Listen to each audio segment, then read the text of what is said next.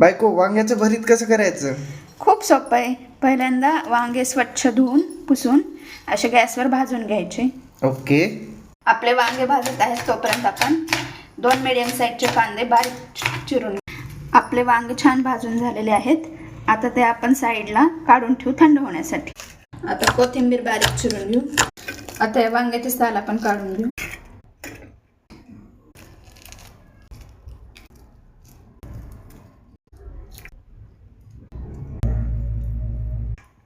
आता याला एका भांड्यामध्ये काढून घेऊ.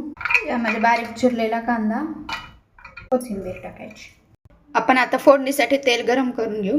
याच्यामध्ये आपण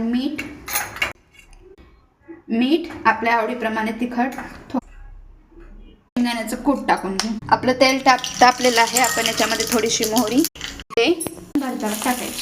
सर्व मिक्स करून घ्यायचं आणि आपलं भरीत रेडी.